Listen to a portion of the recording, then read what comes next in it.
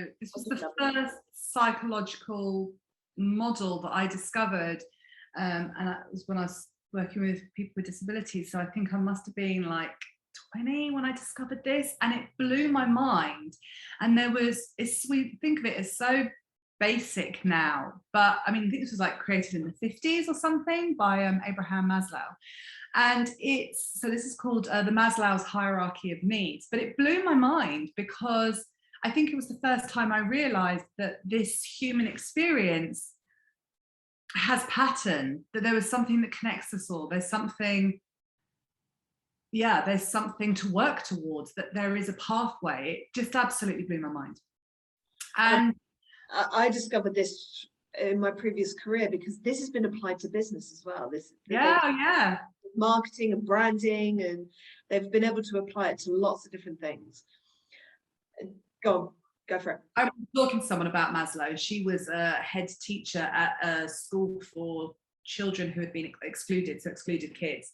And I remember talking to her, I was like, oh my God, I just learned it, it's so exciting. She was a bit old hat. And she went, that's just old stuff, doesn't interest me anymore. And won't it be better when you've actually, create your own model? And I was like, okay, well, firstly, way to dampen my excitement. But secondly, we actually have now created our own model. I find really, really funny.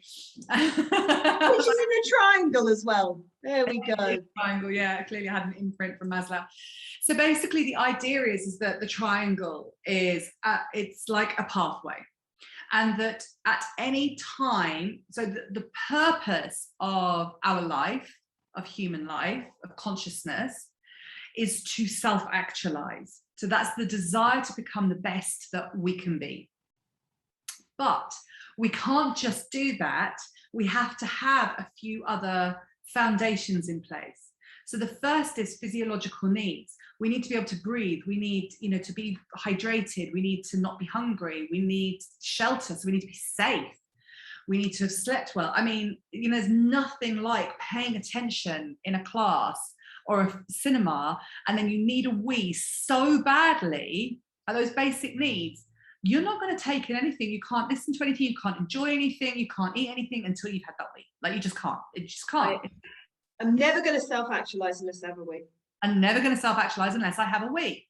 So this isn't a linear path. We can drop in and out of it into different levels. So and a great example of that would be safety needs. So we need to feel really, really safe. So that's personal security. I need to know that I know where my next meal's coming from. I need good health. So, it's one of the reasons why the 9/11 terrorist attacks and the 7/7 terrorist attacks were so shocking, I think, to everyone, because I mean, it was the ultimate terrorism, because it struck, in fact, terrorism in general, but it strikes so deeply at our safety needs. So deeply at our safety needs. So I'm at work and I don't feel safe. I'm just getting on a tube and I don't feel safe. So again, we can't self-actualize, can't be the best versions of ourselves if we don't feel safe. So then we need love and belonging. So we need friendship, we need intimacy. And this is why it's so interesting, because a lot of people have really shunned, it's one of the reasons we talk about sexuality, but at the end of this course, some people have really, really shunned, requirement for relationship, for sex, for any of those things. Well, actually, it's a physiological need, but also it's part of love and belonging. So, they're basic parts of being human. So it doesn't mean that we can't have self-actualization without a relationship, but it means that we need friendship, intimacy, and a sense of connection that doesn't even have to be in person. That can be, this is the danger actually with our devices, is that we get the oxytocin hit of love and belonging every single time we see a notification on our phone. That's one of the reasons why they're so addictive. But we need that before, not the addiction, but we need love and belonging before we can self-actualize.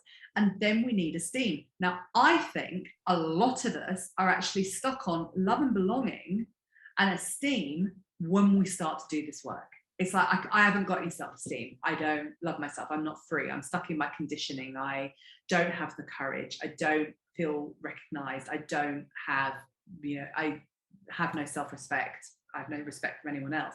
I think a lot of us are stuck there, or in the love and belonging part. And, always a catalyst for me will be a breakup that will send me on another self-development spiral. We're there. to try and get to self-actualization. And so it's the, how do I self-actualize over and over again? And that is going back to the Dalai Lama in the hero's journey is, well, how tiny a whisper can it be before I still kind of want to keep moving forward and evolving? What I think is interesting is I agree with you that I think a lot of people are in that love and belonging or esteem, which is what calls them to this work.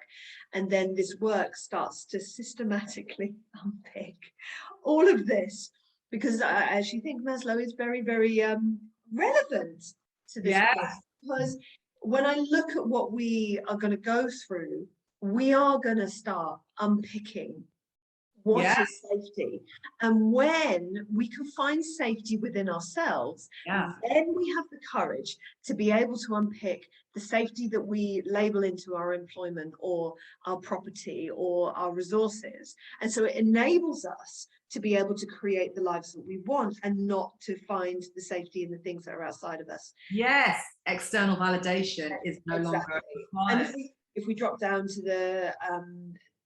the red section there with the water and the food and the shelter and the sleep, we are going to start looking at that, because actually people aren't eating the right food and they're not getting the sleep they need, and they're putting too much purpose onto clothing, and maybe their relationship with sex. So we do in this course, we're going to start to really unpick all of these so that we can tick all of these boxes, that we come with such consciousness and such awareness of where our safety is, where our needs are, where we get our love, where we get our belonging. It is so common that when we start this work, that our friendships change, that our relationship with our family changes, that our intimacy and our sense of connection radically changes. That's the exciting thing, because then from this really stable base of, I'm not getting my safety from my job, and yes, I'm looking after my body, and yes, actually I've got a better relationship with new friends or my existing friends, or a better relationship with my family, then I can start to build on this self-esteem picture and this self-actualization. Yeah, absolutely. Absolutely. I was going to say something then. Really wise. It was very, but you know, menopause brain, I've completely forgotten.